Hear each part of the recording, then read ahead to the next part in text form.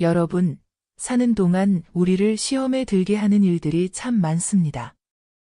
사소한 일에도 화를 내는 사람, 작은 오해를 크게 만들어내는 사람, 자신과 타인을 끊임없이 비교하며 소갈이하는 사람들까지. 이 복잡한 세상을 살아가다 보면 스스로에게 질문을 던지게 됩니다. 나는 과연 얼마나 큰 그릇을 가진 사람일까? 이 질문은 단순히 인내심이 많은 사람인가를 묻는 것이 아닙니다. 그릇이 큰 사람이 된다는 것은 삶의 크고 작은 문제를 대하는 태도, 다른 사람과의 관계를 풀어나가는 방법, 그리고 무엇보다도 자기 자신을 이해하고 성찰하는 깊이를 말합니다. 그릇이 크다는 말은 어쩌면 세상을 품어낼 수 있는 마음의 크기를 뜻할지도 모릅니다. 그릇이 작은 사람은 작은 돌멩이에도 금이 가기 마련입니다. 하지만 큰 그릇은 어떨까요? 물방울 몇 방울이 떨어져도 꿈쩍하지 않습니다. 오히려 더 많은 것을 담아낼 준비가 되어 있습니다. 이처럼 큰 그릇은 인생의 풍파 속에서도 중심을 잃지 않고 자신만의 평정을 유지할 수 있는 내면의 힘을 상징합니다. 삶은 우리를 끝없이 시험합니다. 작은 다툼이 생길 때, 실패와 좌절이 찾아올 때, 그리고 우리를 화나게 하는 일이 생길 때, 우리는 스스로의 그릇 크기를 알게 됩니다. 마치 태풍이 지나가야 강한 나무를 알 수 있듯, 역경과 도전 속에서야 비로소 자신이 어떤 사람인지 깨닫게 되는 것이죠. 고대 중국의 철학자 공자는 이런 말을 남겼습니다. 작은 일에 얽매이면 큰 일을 이루지 못한다. 여기서 작은 일이란 우리의 화, 질투, 집착 같은 감정들이겠지요. 큰 그릇을 가진 사람은 이런 감정에 휘둘리지 않고 한 걸음 더 큰 시야로 세상을 바라보며 진정으로 가치 있는 일에 집중할 줄 압니다. 오늘 여러분과 함께 나눌 이야기는 그릇이 큰 사람이 되는 11가지 방법입니다. 이 방법들은 단순히 이론이 아니라 우리가 일상에서 실천할 수 있는 작고 구체적인 행동들로 구성되어 있습니다. 또한 각 항목마다 감동적이고 때로는 씁쓸하기도 한 사연들이 담겨 있습니다. 이 사연들을 통해 여러분은 큰 그릇이 되기 위한 길이 결코 멀리 있는 것이 아님을 깨닫게 될 것입니다. 자, 이제 우리 안에 큰 그릇을 발견하고 삶을 더욱 풍요롭게 만들어갈 준비를 해볼까요? 본격적인 이야기를 시작하기 전에 구독, 좋아요 눌러주시면 정말 감사하겠습니다.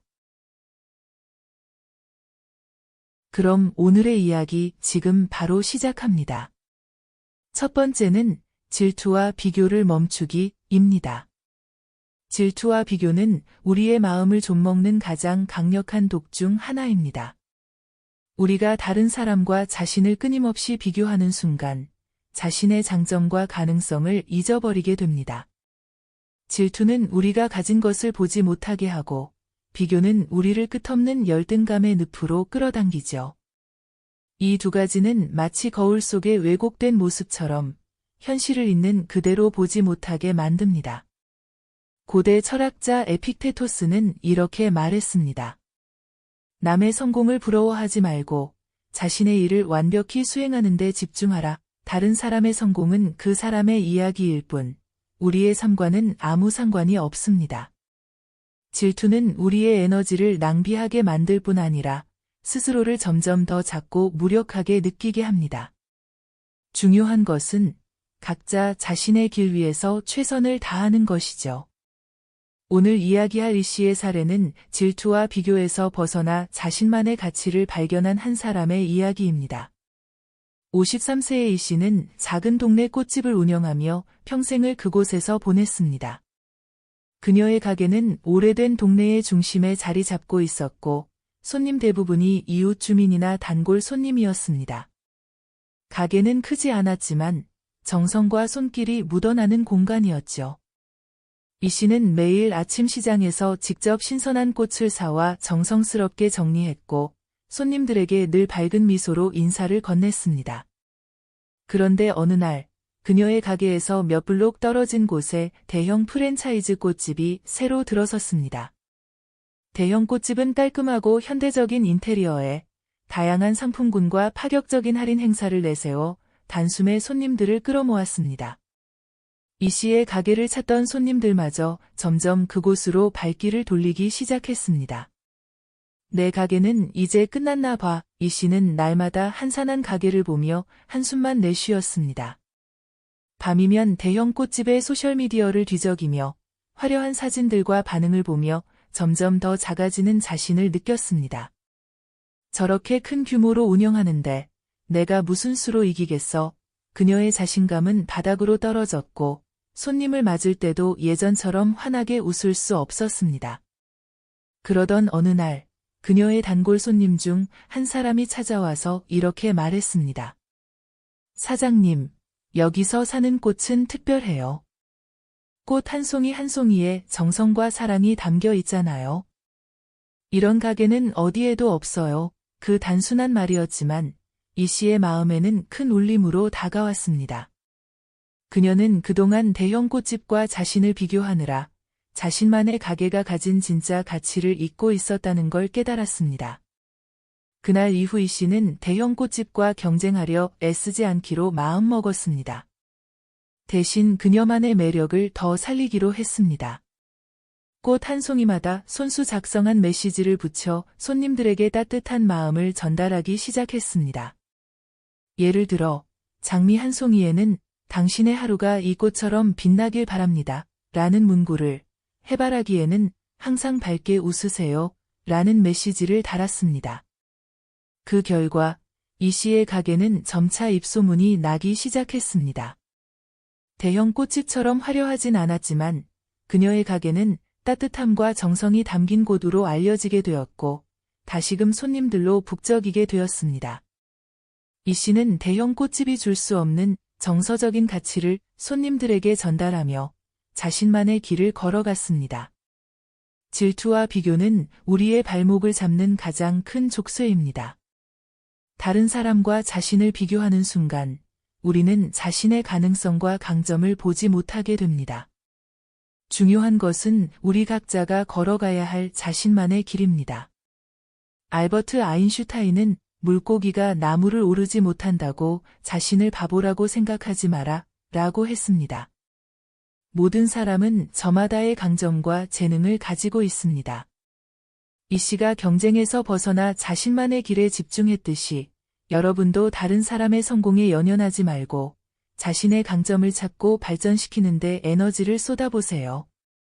비교 대신 자신이 가진 것에 감사하며 그것을 빛내기 위해 노력할 때 여러분의 그릇은 점점 더 커지고 깊어질 것입니다. 삶은 경쟁이 아닙니다. 그것은 각자의 이야기입니다. 여러분만의 이야기를 만들어 가세요. 그것이야말로 진정한 성공의 길이며 큰 그릇을 가진 사람이 되는 첫걸음입니다. 두 번째는 사소한 일에 집착하지 않기입니다. 작은 일에 매달리는 것은 우리의 시야를 가리고 더 중요한 것을 보지 못하게 만듭니다. 마치 거대한 바다를 보지 못하고 발밑의 작은 웅덩이에 갇히는 것과 같죠. 사소한 문제에 집착하면 결국 더 큰 기회를 놓치고 스스로를 제한하는 결과를 초래합니다. 큰 그릇을 가진 사람은 작고 지나가는 문제에 얽매이지 않습니다. 그들은 삶의 방향을 잃지 않고 중요하지 않은 것에 에너지를 소모하지 않으며 넓은 시야를 유지합니다. 고대 로마의 철학자 마르쿠스 아우렐리우스는 이렇게 말했습니다. 인생은 우리가 바라보는 것의 크기와 같다. 우리가 작은 문제에 집중하면 인생도 작아지고 큰 그림을 보려는 노력을 할 때 비로소 우리의 삶은 넓고 풍요로워집니다. 오늘 이야기할 박 씨의 사례는 작은 일에 매달리며 어려움을 겪다가 이를 극복하고 더 큰 시야를 가지게 된 이야기입니다. 박 씨는 60세의 나이에 택배 기사로 일하며 누구보다도 성실하게 살아온 사람이었습니다. 그는 매일 새벽 일찍 일어나 물류센터에서 택배를 분류하고 하루에도 수십 개의 문을 두드리며 물건을 전달했습니다. 자신의 일에 자부심도 있었고 동료들 사이에서도 성실함으로 인정받는 사람이었습니다. 하지만 박 씨에게는 한 가지 약점이 있었습니다. 작은 일에 쉽게 예민해지고 감정을 제어하지 못한다는 점이었죠. 어느 날 한 고객이 박 씨에게 불만을 제기했습니다. 왜 택배가 이렇게 늦게 왔어요? 중요한 물건인데 이래서야 믿고 맡길 수 있겠어요? 고객은 화가 난 목소리로 불평을 늘어놓았습니다. 박 씨는 처음에는 사과하며 고객의 말을 들으려 했습니다. 하지만 고객의 말이 계속되자 그는 점점 억울한 마음이 들었습니다. 내가 일부러 늦게 배달한 것도 아닌데 왜 나만 탓하는 걸까? 결국 그는 참지 못하고 목소리를 높였습니다. 제가 일부러 늦게 한 것도 아닌데 왜 저한테만 화를 내십니까? 택배가 지연된 건 저도 어쩔 수 없는 일입니다. 박 씨의 말에 고객은 더 크게 화를 냈고 말다툼은 걷잡을 수 없이 커졌습니다. 이 일은 결국 회사로 보고되었고 박 씨는 잠시 일을 쉬라는 통보를 받았습니다. 휴직 기간 동안 박 씨는 스스로를 돌아보는 시간을 가졌습니다. 그는 그동안 작은 일에 예민하게 반응하며 불필요한 갈등을 만들었던 자신의 행동을 반성하기 시작했습니다. 매일 새벽 집 앞을 오가는 동네 사람들의 모습을 보며 저 사람들도 각자 바쁜 삶을 살고 있을 텐데 나처럼 감정을 절제하지 못하면 얼마나 힘들까? 라는 생각이 들었습니다. 그는 작은 문제에 집착하기보다는 더 큰 목표를 바라보며 일해야겠다고 다짐했습니다. 복직 후 박 씨는 달라진 모습으로 일을 시작했습니다. 고객의 불만이 있을 때마다 그는 한 걸음 물러서서 차분히 설명하려 노력했습니다. 불편을 드려서 정말 죄송합니다. 제가 할 수 있는 한 최선을 다해 바로잡겠습니다. 그의 차분한 태도는 고객들의 마음을 누그러뜨렸고 동료들 사이에서도 좋은 평가를 받았습니다. 특히 한 고객은 박 씨에게 직접 편지를 써서 감사의 마음을 전했습니다. 사장님, 덕분에 중요한 서류를 무사히 받을 수 있었습니다. 요즘 바쁘실 텐데도 차분하게 대해 주셔서 감사드려요. 이 편지는 박 씨에게 큰 힘이 되었고 그는 작은 문제에 연연하지 않고 자신의 일을 더 넓은 시야로 바라볼 수 있는 사람이 되었습니다. 사소한 일에 집착하는 것은 우리의 시간을 낭비하게 하고 큰 그림을 보는데 방해가 됩니다. 삶에는 크고 작은 문제들이 끊임없이 발생하지만 그 모든 것에 감정적으로 반응할 필요는 없습니다. 일본 작가 무라카미 하루키는 바람이 불면 장가지들이 흔들리지만 나무는 여전히 서 있다 라고 말했습니다. 우리의 삶도 마찬가지입니다. 작은 문제에 흔들리기보다는 중심을 잡고 더 큰 목표를 바라보아야 합니다. 박 씨가 작은 문제에 연연하지 않고 고객과의 신뢰를 쌓았듯이 여러분도 더 큰 시야로 자신의 삶을 바라보세요. 오늘 일어난 작은 실수나 문제는 내일이면 지나갈 일이 될 것입니다. 중요한 것은 그 문제를 어떻게 받아들이고 앞으로 나아가는지를 선택하는 것입니다. 사소한 문제에 얽매이기보다는 인생의 더 큰 그림을 그리세요. 그것이 큰 그릇을 가진 사람이 되는 길입니다. 세 번째는 감사하는 마음을 가지기입니다. 감사는 마치 어두운 방을 밝히는 촛불과도 같습니다. 삶이 힘들고 모든 것이 어둡게만 느껴질 때 감사의 마음은 희미하지만 따스한 빛으로 우리의 길을 밝혀줍니다. 우리는 종종 무언가를 잃어버린 후에야 그것의 소중함을 깨닫고 그 순간이 이미 지나가버린 것을 아쉬워합니다. 그러나 큰 그릇을 가진 사람은 현재를 놓치지 않습니다. 그들은 자신이 가진 것들에 감사하며 그 작은 감사들이 삶을 얼마나 풍요롭게 만드는지 알고 있습니다. 감사는 단순히 좋은 일에만 느끼는 것이 아닙니다. 어려운 상황에서도 감사의 마음을 유지하는 것은 우리의 시선을 긍정적인 방향으로 이끌고 새로운 가능성을 열어줍니다. 마크 트웨이는 이렇게 말했습니다. 감사는 인생에서 가장 중요한 덕목이다. 감사할 줄 아는 사람은 매일 축복 속에서 산다. 오늘 소개할 윤 씨의 이야기는 감사가 얼마나 큰 변화를 가져올 수 있는지 보여주는 감동적인 사례입니다. 67세 윤 씨는 평범한 시골 마을에서 은퇴 생활을 하고 있었습니다. 겉보기엔 한가롭고 여유로운 삶처럼 보였지만 그의 마음속은 늘 후회와 불만으로 가득 차 있었습니다. 젊은 시절부터 그는 자신이 이루지 못한 꿈들에 대한 미련을 품고 있었고, 퇴직 후에도 내가 조금 더 노력했더라면 더 나은 인생을 살았을 텐데, 라는 생각이 머릿속에서 떠나지 않았습니다. 그는 종종 다른 사람들과 자신을 비교하며, 왜 나는 남들처럼 성공하지 못했을까? 라는 질문을 반복했습니다. 그 질문은 마치 무거운 짐처럼 그의 어깨를 짓누르고 삶에서의 작은 기쁨마저도 느끼지 못하게 만들었습니다. 윤 씨의 얼굴에는 점점 더 어두운 그림자가 드리워졌고 아내와의 대화조차 줄어들었습니다. 그러던 어느 날 마을 복지관에서 감사일기 쓰기 프로그램이 열린다는 소식을 들었습니다. 윤 씨는 처음엔 감사한다고 해서 뭐가 달라지겠어? 라며 회의적인 태도를 보였지만 아내의 권유로 마지못해 프로그램에 참여하게 되었습니다. 첫날, 그는 무거운 마음으로 앉아 감사일기를 써내려가기 시작했습니다. 오늘 아내가 끓여준 국이 따뜻했다. 단 한 줄, 그것이 그의 감사일기의 시작이었습니다. 그는 억지로 글을 써내려갔지만 매일 같은 시간을 정해 일기를 쓰다 보니 점차 자신의 일상 속에서 감사할 일들을 찾아내기 시작했습니다. 며칠 후, 그는 이런 글을 남겼습니다. 오늘도 아침에 일어나 걸을 수 있었다. 마당에 꽃이 예쁘게 피어 있었다. 저녁 식탁에서 아내와 나눈 대화가 즐거웠다. 윤 씨는 일기를 쓰며 비로소 자신이 평범하다고 여겼던 하루하루가 얼마나 소중한지 깨닫기 시작했습니다. 특히 그가 쓴 한 문장은 그의 삶을 송두리째 바꿔놓았습니다. 오늘도 건강히 숨을 쉬고 걸을 수 있었다. 윤 씨는 자신이 무심코 지나쳤던 것들이 사실은 엄청난 축복이라는 것을 알게 되었습니다. 그는 과거의 후회나 비교 대신 현재 자신이 가진 것들에 초점을 맞추기 시작했습니다. 그러면서 주변 사람들에게도 따뜻한 태도를 보이기 시작했고 아내와의 대화도 점점 많아졌습니다. 어느 날 윤 씨는 복지관에서 만난 한 동네 주민과 이야기를 나누다 자신이 겪은 변화를 털어놓았습니다.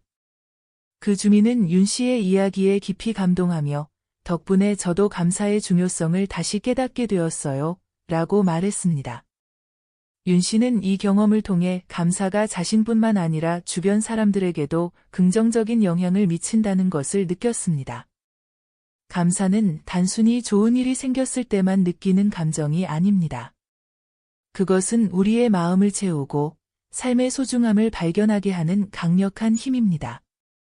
윤 씨가 처음 감사일기를 쓸 때는 억지스러웠을지 몰라도 매일 작은 감사들을 기록하며 그의 시야는 점점 넓어졌습니다. 프랑스 철학자 볼테르는 감사는 가장 작은 행복을 가장 큰 행복으로 만든다고 했습니다.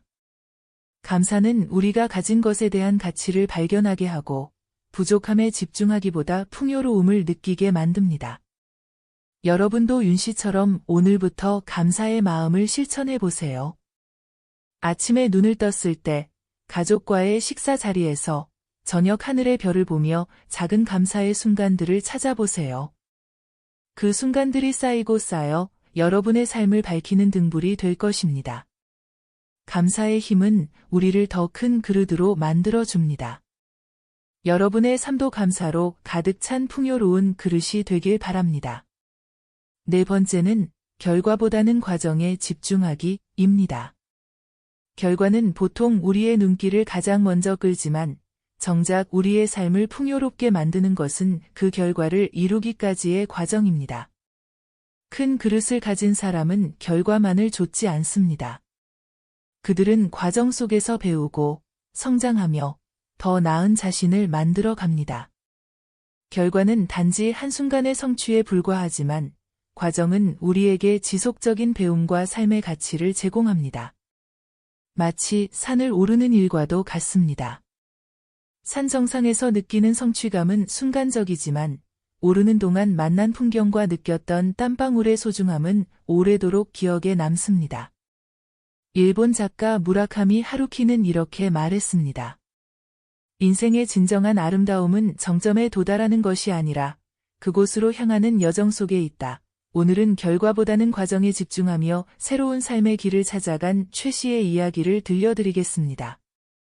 55세 최 씨는 작은 한식당을 운영하며 수십 년간 정직한 맛으로 손님들의 사랑을 받아왔습니다.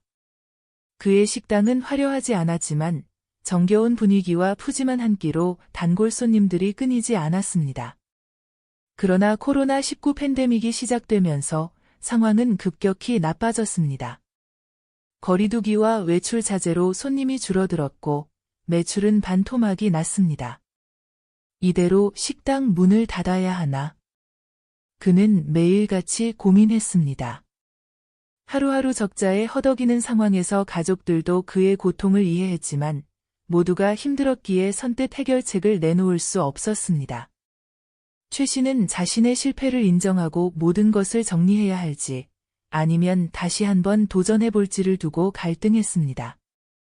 그런데 어느 날 그는 평소 즐겨보던 요리 채널의 영상을 보며 문득 떠올렸습니다. 내가 좋아하는 요리를 사람들과 나눌 방법이 없을까? 그는 비록 가게 운영이 어렵더라도 요리를 포기하고 싶지 않았습니다. 최 씨는 작은 휴대전화 카메라를 들고 주방 한쪽에 삼각대를 설치했습니다. 그리고 매일 요리를 만드는 과정을 영상으로 기록하기 시작했습니다. 오늘은 제철나물로 새 반찬을 만들어 봤습니다. 짧은 영상 속 그의 진솔한 이야기는 처음에는 몇몇 지인들에게만 공유되었지만 점차 관심을 받기 시작했습니다. 사람들은 그의 영상에서 화려한 기술이나 비싼 재료가 아닌 정성과 열정을 느꼈습니다.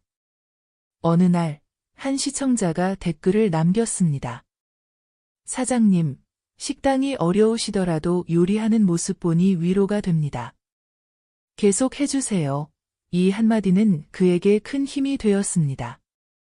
그는 점점 더 요리 과정을 공유하는 데 열정을 쏟았고, 더 나아가 온라인에서 주문을 받을 방법을 모색하기 시작했습니다. 몇 달 후, 그는 식당의 형태를 완전히 바꾸기로 결심했습니다. 오프라인 매장을 운영하던 방식에서 벗어나 배달 전문 식당으로 전환한 것입니다. 그는 자신이 개발한 새로운 메뉴와 영상으로 소통하며 고객들과의 신뢰를 쌓아갔습니다. 한 그릇의 밥에도 이야기가 있다. 는 그의 철학은 배달 음식을 통해서도 그대로 전해졌습니다. 1년이 채 지나지 않아 최 씨의 배달 전문 식당은 입소문을 타며 매출을 회복했습니다. 그는 단순히 경제적 재기에 성공한 것이 아니라 과정 속에서 자신의 열정을 되찾고 삶의 의미를 다시 발견할 수 있었습니다. 결과에 집착했더라면 아마 포기했을 겁니다. 하지만 과정에서 배울 점을 찾으니 모든 게 달라졌습니다. 최 씨는 새로운 자신을 만들어낸 여정을 감사하며 하루하루를 보내고 있습니다. 결과에만 집착하는 태도는 우리를 쉽게 지치게 만듭니다. 반면 과정에서 배우고 성장하는 사람은 더 넓은 시야로 인생을 바라볼 수 있습니다. 최 씨는 어려운 상황 속에서도 과정을 즐기며 새로운 가능성을 발견했고 그 과정을 통해 삶의 의미를 다시 찾아냈습니다. 미국의 성공학 강사 나폴레옹 힐은 이렇게 말했습니다. 성공은 목적지가 아니라 여정 그 자체다. 우리의 삶은 결과로 판단되지 않습니다. 하루하루 쌓아가는 노력과 배움, 그리고 과정 속에서 얻는 작은 기쁨들이 모여 진정한 성공을 이룹니다. 여러분도 지금의 과정에서 감사할 점을 찾아보세요. 실패와 어려움 속에서도 배우고 성장할 수 있는 기회를 발견하세요. 결과는 단지 그 과정의 증거일 뿐입니다. 과정 속에서 삶의 풍요로움을 느끼고 그것이 여러분의 그릇을 더 넓고 깊게 만들어 줄 것입니다. 5번째는 작은 성공에 자만하지 않기입니다.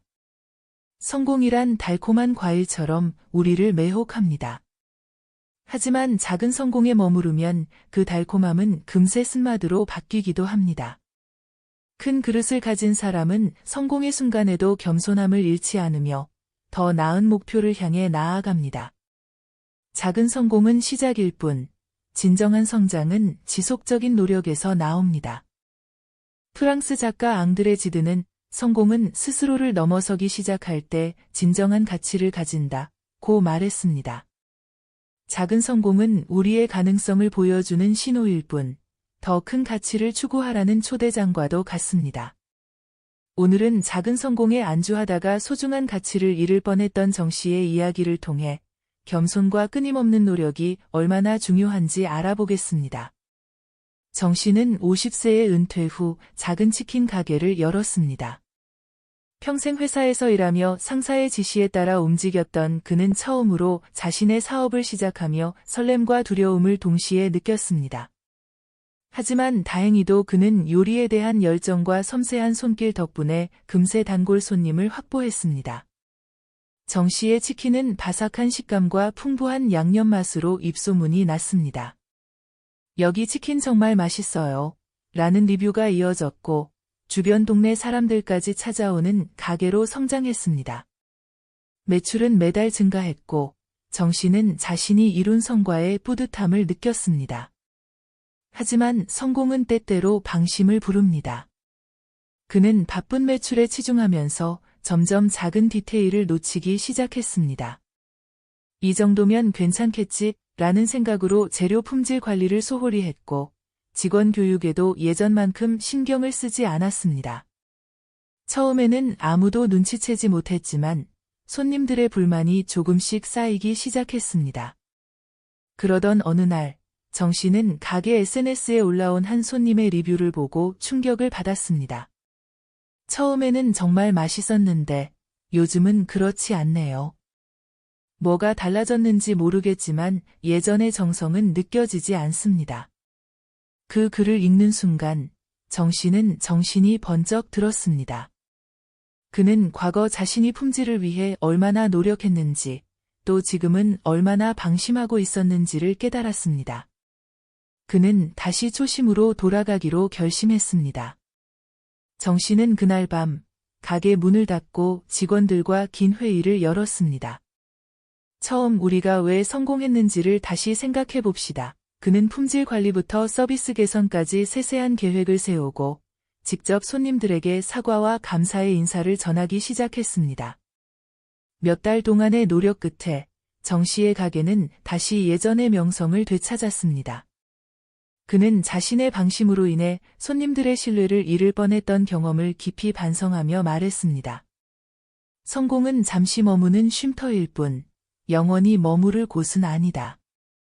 작은 성공은 축하받을 일이지만 그 자리에 멈추면 발전은 없습니다. 정 씨의 이야기는 성공 뒤에 숨지 않고 끊임없이 노력하는 태도가 얼마나 중요한지를 잘 보여줍니다. 미국 철강왕 앤드류 카네기는 성공은 시작에 불과하다. 유지하는 것이 더 어렵다고 했습니다. 성공 뒤에는 더 큰 책임과 노력이 필요합니다. 작은 성공은 우리의 가능성을 보여주는 첫걸음일 뿐, 진정한 성장은 그 성공을 유지하고 더 나아가 발전시키는 데서 나옵니다. 여러분도 성공을 축하하는 시간을 가지되 더 큰 목표를 위해 나아가는 것을 잊지 마세요. 작은 성공에 취하지 않고 꾸준히 나아가는 자세가 바로 큰 그릇을 가진 사람으로 성장하는 길입니다. 6번째는 실패를 두려워하지 않기입니다. 실패란 누구에게나 두려운 단어일 수 있습니다. 그러나 큰 그릇을 가진 사람들은 실패를 삶의 일부로 받아들입니다. 실패는 단지 이 길은 아니다 라는 신호일 뿐 우리의 가능성을 제한하거나 인생의 끝을 알리는 것이 아닙니다. 실패는 오히려 우리가 더 나은 길을 찾도록 이끄는 안내자와 같습니다. 미국의 발명가 토머스 에디슨은 나는 실패한 적이 없다. 단지 효과가 없는 방법 1만 가지를 발견했을 뿐이다. 라고 말했습니다. 실패는 잘못된 길을 제거하고 더 나은 길을 탐색하게 하는 과정의 일부일 뿐입니다. 오늘 이야기할 김 씨의 사례는 실패가 단순한 좌절이 아니라 새로운 출발점이 될 수 있음을 잘 보여줍니다. 김 씨는 52세에 평생 다녔던 정비소를 떠나 자신만의 작은 자동차 정비소를 열었습니다. 그는 은퇴 후에도 자신의 경험과 기술을 살려 소소하지만 안정적인 삶을 꾸려가고 싶었습니다. 처음 몇 달 동안 정비소는 꽤 순조로웠습니다. 단골 손님도 생기고 그의 꼼꼼한 정비 기술은 입소문을 타며 인근 지역에서 신뢰를 얻기 시작했습니다. 그러던 어느 날, 김 씨는 오랜 친구로부터 대형 수리 의뢰를 받았습니다. "이차, 너 아니면 못 고쳐?" 친구의 말에 김 씨는 자존심이 상하기도 하고 기대에 부응하고 싶기도 해서 흔쾌히 수락했습니다. 하지만 문제가 생각보다 복잡했습니다. 차량의 주요 부품이 심각하게 손상되어 있었고 수리에 드는 비용과 시간이 예상치를 훌쩍 넘었습니다. 김 씨는 추가 비용을 청구하는 대신 스스로 비용을 부담하며 수리를 완료하려 했습니다. 하지만 차량은 끝내 완벽히 고쳐지지 않았습니다. 친구는 실망했고 그 일은 곧 주변 사람들에게도 알려졌습니다. "김 씨 정비소, 믿고 맡겼는데 결과가 이래" 라는 부정적인 이야기가 퍼지면서 정비소의 평판은 급격히 나빠졌습니다. 김 씨는 크게 낙심했습니다. 내가 정비공으로 평생을 일했는데 이 나이에 이런 실패라니. 그냥 이 일을 접는 게 나을까? 김 씨가 가장 힘들었던 순간 그의 아내가 조용히 다가와 말했습니다. "당신은 실패한 게 아니에요.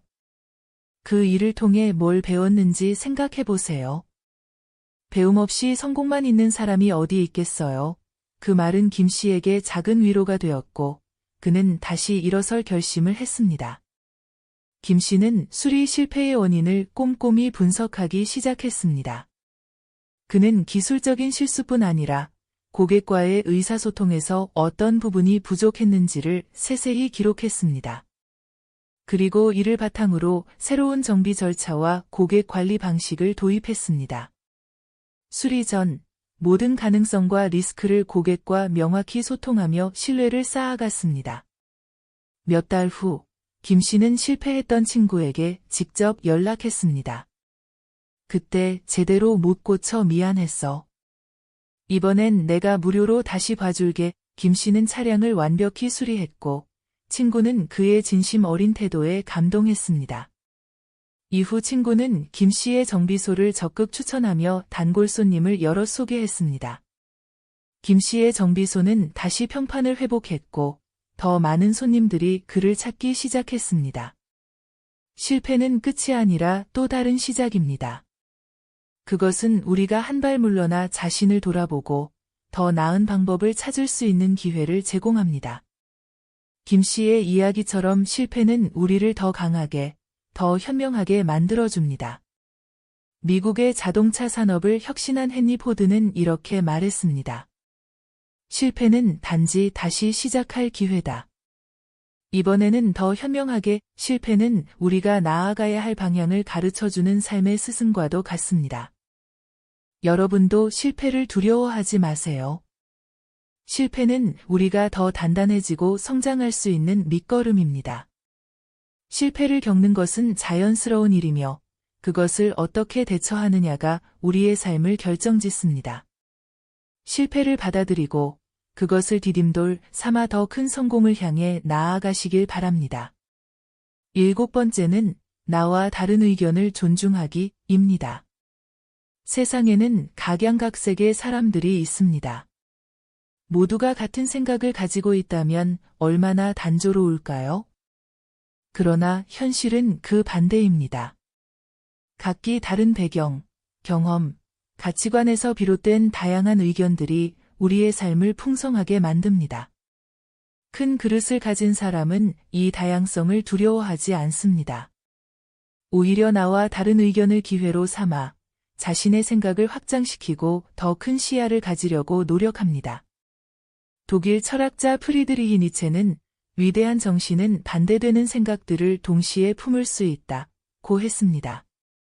다른 의견을 받아들인다는 것은 단순히 상대방의 말을 듣는 것을 넘어 그 의견을 통해 자신을 더 넓히는 길을 여는 것입니다.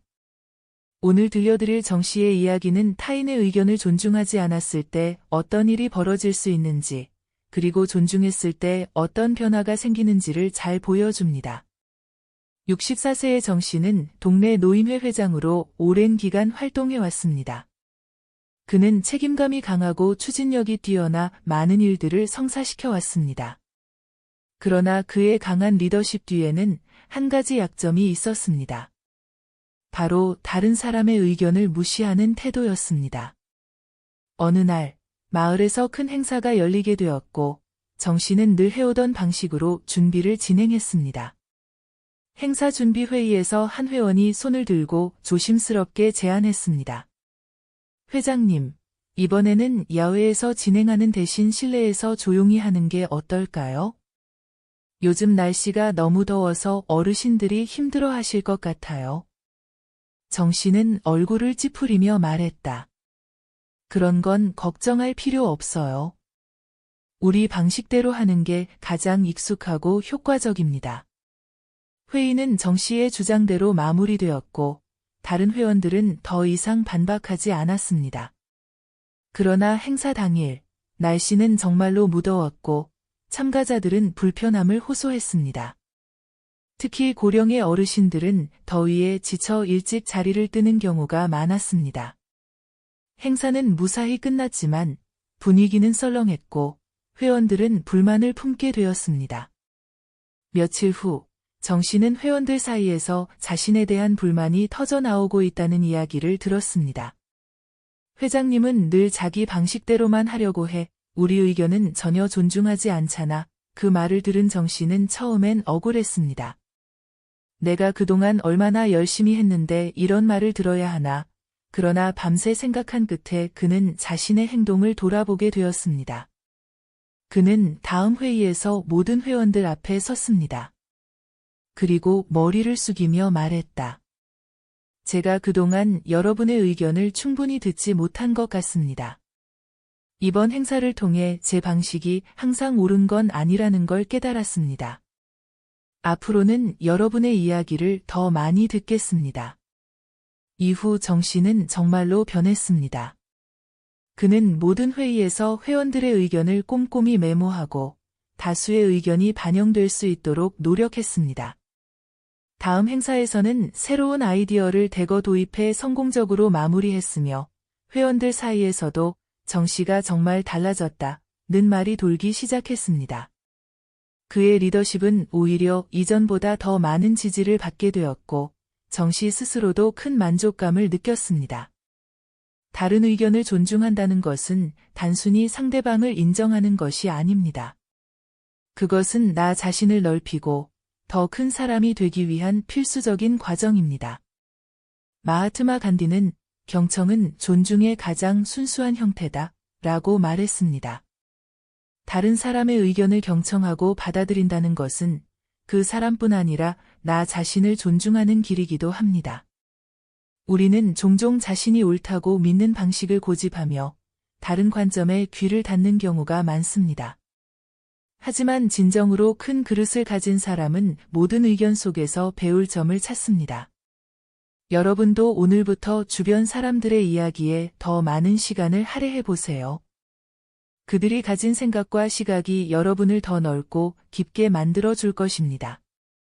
8번째, 자신의 잘못을 인정하기입니다. 잘못을 인정하는 것은 자신을 낮추는 일이 아니라 오히려 자신을 더 높이는 일입니다. 많은 사람들은 실수를 인정하는 것이 자신을 약하게 보이게 할 것이라고 생각하지만 실상은 그 반대입니다.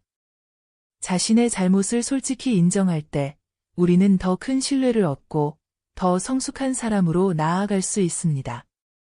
프랑스의 철학자 볼테르는 이렇게 말했습니다. 실수를 인정하는 것은 자신을 완벽하게 보이려는 사람보다 더 많은 존경을 받는다. 우리가 완벽할 수 없다는 사실을 받아들이는 순간, 오히려 우리는 더욱 인간적으로 보이고 더 큰 그릇으로 성장할 수 있는 기회를 얻게 됩니다. 오늘 이야기할 박 씨의 사례는 자신의 실수를 인정하지 않으려 했을 때 어떤 일이 벌어지고 인정했을 때 어떤 변화를 가져왔는지를 잘 보여줍니다. 박 씨는 58세로 한 중소기업에서 격리 업무를 맡아온 베테랑 직원이었습니다. 그는 꼼꼼하고 성실한 성격 덕분에 직장 동료들 사이에서 실수 없는 완벽주의자로 불렸습니다. 매년 회사 감사가 있을 때마다 박 씨가 처리한 재무 기록은 단 한 번도 지적받은 적이 없었고 상사들로부터도 두터운 신뢰를 받고 있었습니다. 그러나 어느 날 박 씨의 완벽함에 금이 가는 사건이 벌어졌습니다. 회사의 중요한 거래처와의 계약 과정에서 박 씨는 서류 한 장을 잘못 작성했습니다. 작은 실수처럼 보였지만 그것은 거래처와의 신뢰를 깨뜨릴 수 있는 중대한 문제였습니다. 계약 내용과 조건이 뒤바뀌면서 회사는 수백만 원의 손실을 볼 위기에 처했습니다. 처음엔 박 씨는 이 사실을 숨기려고 했습니다. 자신이 실수를 했다는 것을 인정하는 것이 두려웠습니다.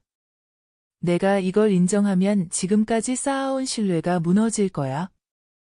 모두가 나를 어떻게 볼까? 그는 스스로를 위로하며 실수를 다른 문제로 덮어보려 했습니다. 그러나 시간이 지나면서 문제는 더 커졌습니다. 거래처 측에서 서류 오류를 발견하고 항의해오기 시작한 것입니다. 결국 박 씨의 실수는 회사 전체에 드러났고 동료들과 상사들 사이에서 큰 비난을 받았습니다.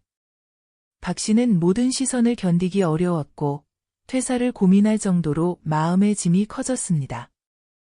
하지만 그때 박 씨는 아내와의 대화를 통해 깨달음을 얻었습니다. 아내는 그에게 조용히 말했습니다. 사람은 실수할 수 있어요. 하지만 실수를 인정하지 않는 것은 더 큰 잘못을 만드는 거예요.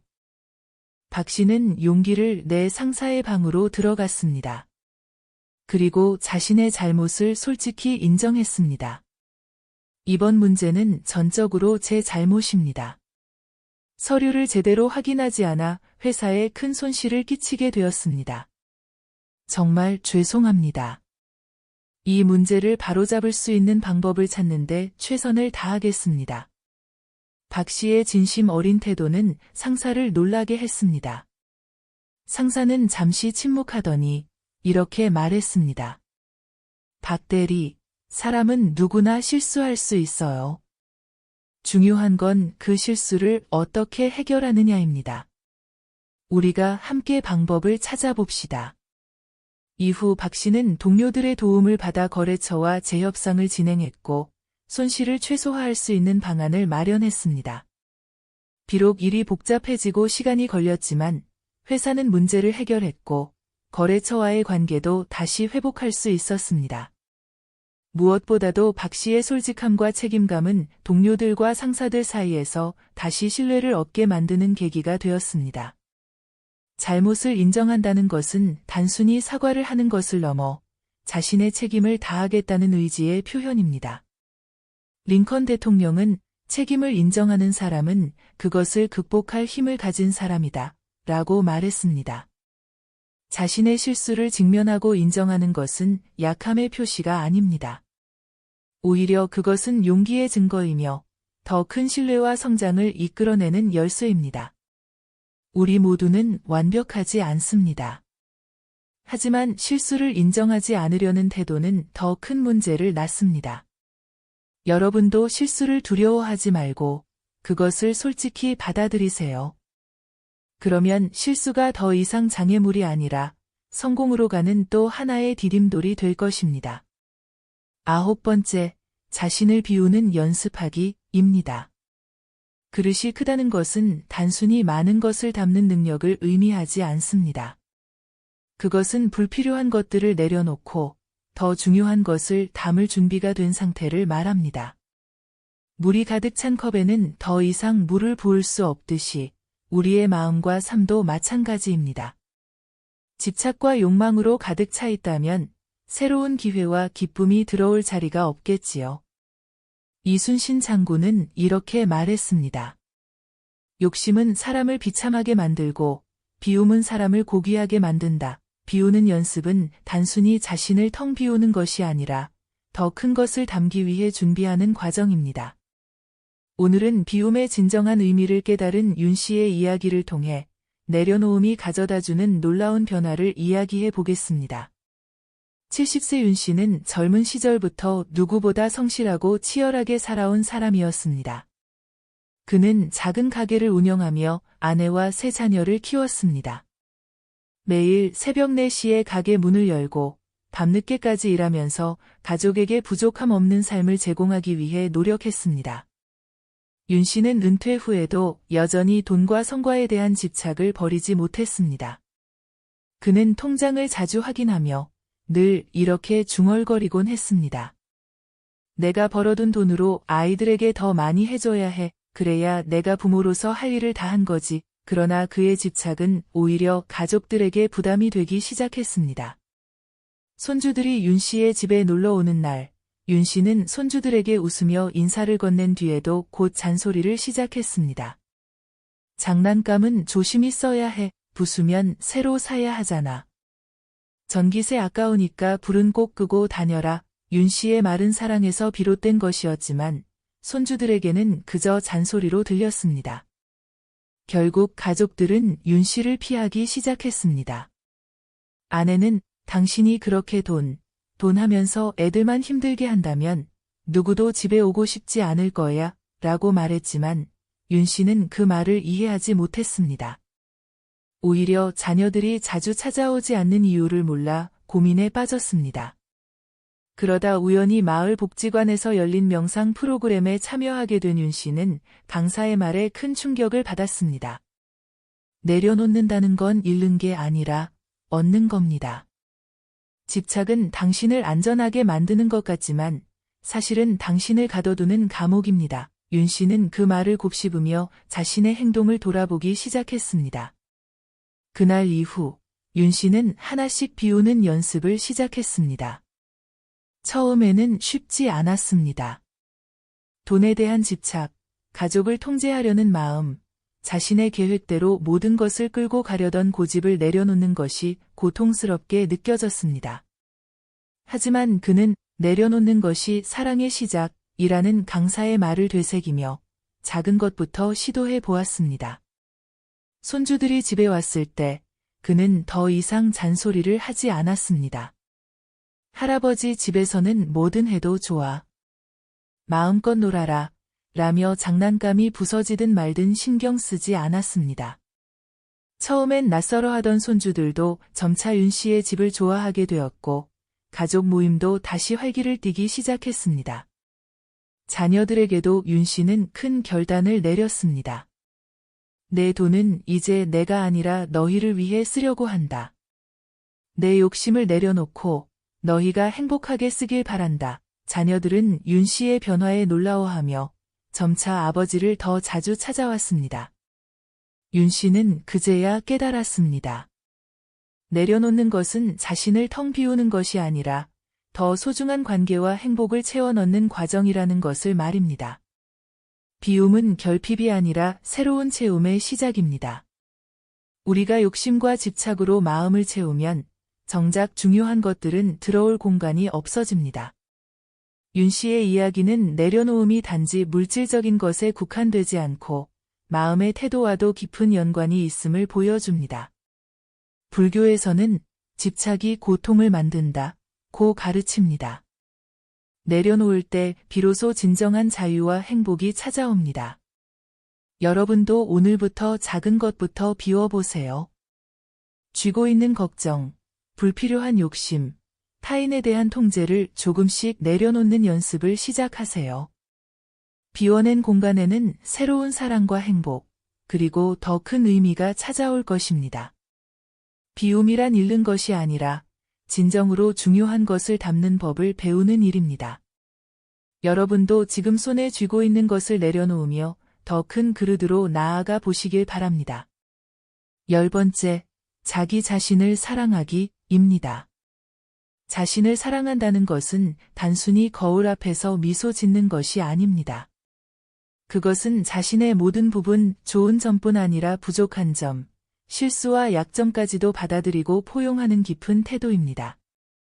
자기애는 삶의 뿌리와도 같습니다.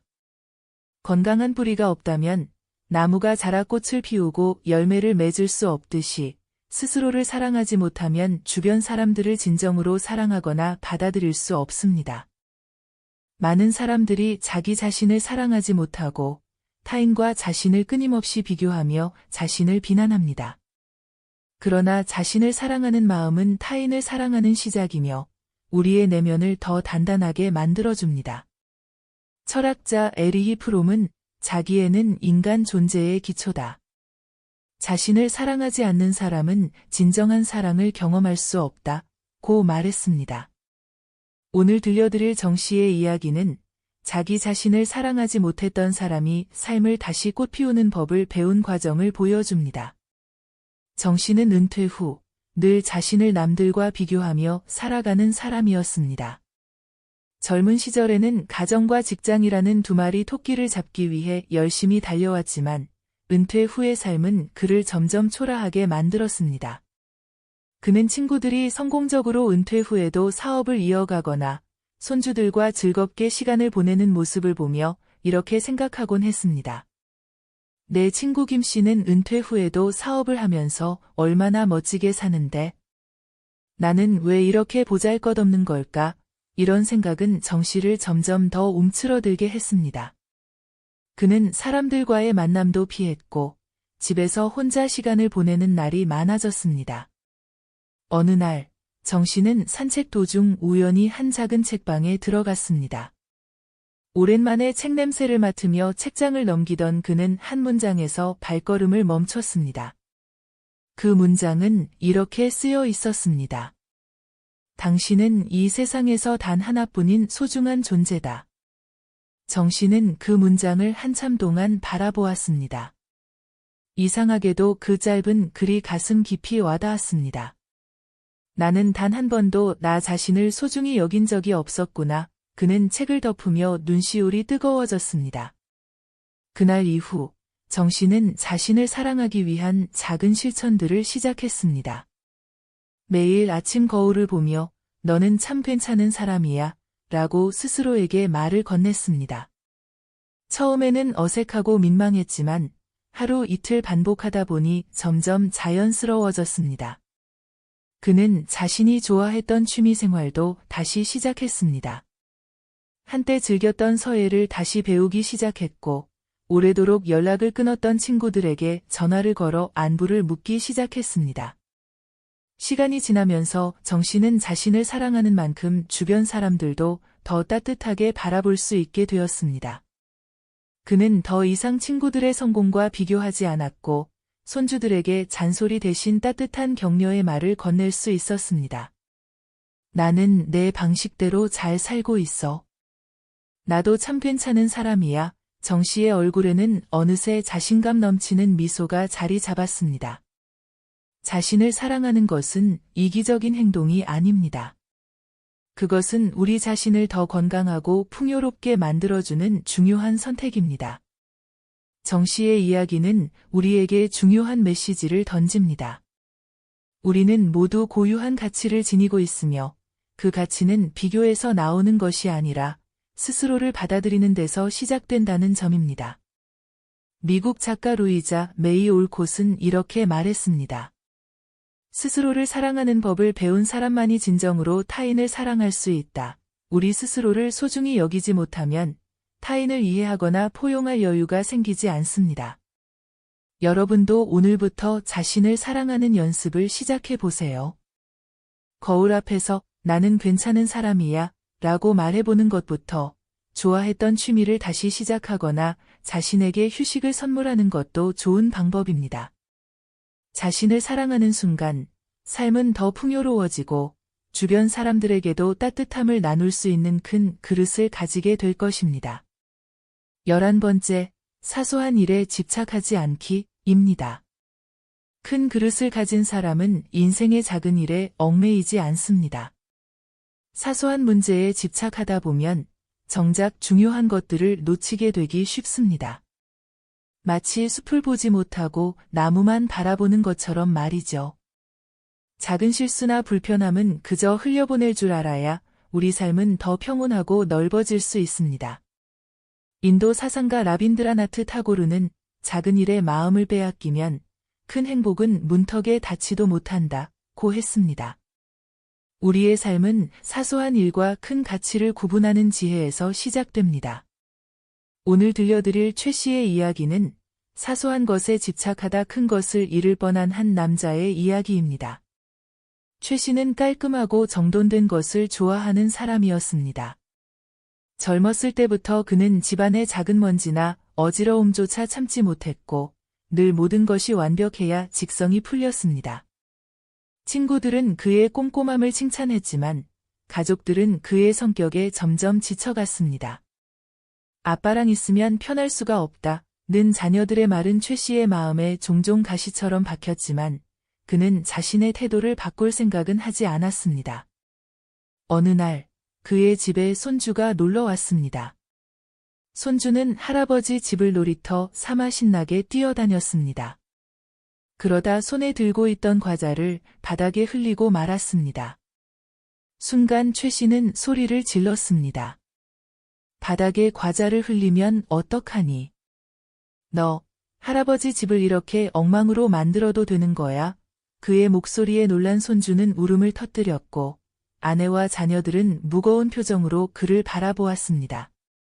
그날 밤, 최 씨는 손주의 울던 얼굴이 자꾸 떠올랐습니다. 내가 뭐 그리 큰 잘못을 했다고? 그깟 과자 조금 흘린 게 뭐라고 그렇게까지 했을까? 그는 스스로에게 물었습니다. 최 씨는 손주와의 웃음 가득한 시간을 사소한 과자 부스러기 때문에 망쳤다는 사실을 깨달았습니다. 그날 이후 그는 작은 일에 연연하지 않기로 결심했습니다. 집안일에 관해서도 더 너그러워지려 노력했고 무엇보다 가족들과의 시간을 더 소중히 여기기로 마음먹었습니다. 손주가 또 과자를 흘렸을 때 그는 웃으며 청소기를 들고 와 바닥을 정리하며 말했습니다. 할아버지가 청소하면 되지 뭐, 다음엔 내가 도와줄래? 손주는 활짝 웃으며 네, 라고 답했고 그 순간 최 씨는 마음 한구석이 따뜻해지는 것을 느꼈습니다.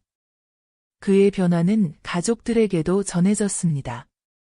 아내는 당신 정말 많이 변했어요, 라며 칭찬했고 자녀들과의 관계도 점점 더 가까워졌습니다. 무엇보다 손주와 함께 보내는 시간이 그의 인생에서 가장 소중한 순간이 되었습니다. 사소한 일에 집착하지 않는 것은 인생의 중요한 가치와 행복을 발견하는 첫걸음입니다. 최 씨가 작은 문제를 내려놓고 가족들과의 관계를 다시 회복할 수 있었던 것처럼 우리도 사소한 일에서 한 발 물러설 때 큰 행복을 찾을 수 있습니다.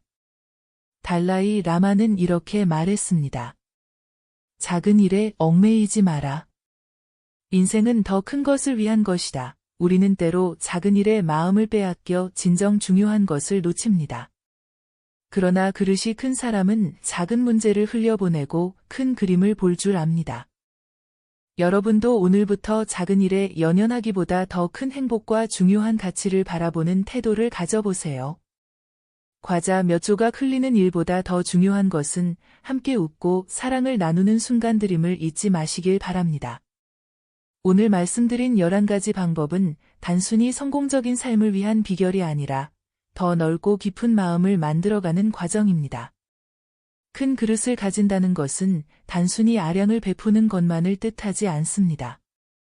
그것은 더 깊은 이해와 더 높은 관점에서 삶을 바라보는 힘을 기르는 것입니다. 큰 그릇은 하루아침에 만들어지지 않습니다.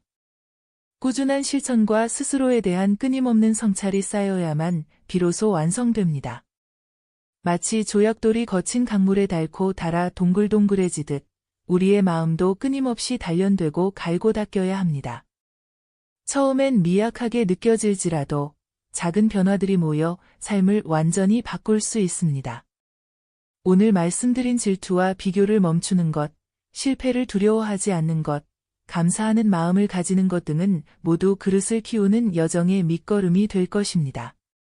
독일의 철학자 요한 볼프강 폰 괴테는 위대한 사람은 작은 일을 사소하게 여기지 않고 작은 일에 휘둘리지도 않는다고 했습니다.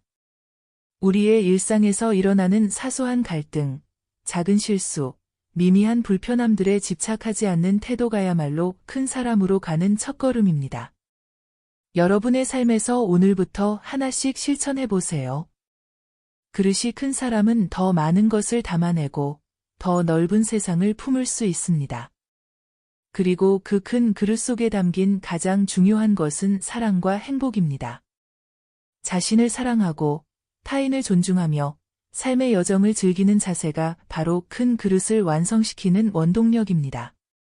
여러분의 마음속 그릇이 조금 더 넓어지고 조금 더 깊어져 더 많은 행복을 담아낼 수 있기를 진심으로 바랍니다. 작은 변화가 쌓여 큰 차이를 만들고 그 큰 차이가 여러분의 인생을 완전히 새롭게 빛낼 수 있을 것입니다. 삶의 매 순간이 여러분에게 소중한 배움과 행복으로 가득하길 바랍니다. 함께 더 큰 마음으로 더 많은 사랑과 행복을 나눌 수 있는 사람이 되어 보세요. 오늘 함께 해주셔서 정말 감사합니다. 구독과 좋아요, 알림 설정도 꼭 부탁드리며 다음에 또 유익한 주제로 찾아뵙겠습니다. 소중한 구독자 여러분들의 찬란하게 빛나는 인생 이막을 진심으로 응원합니다.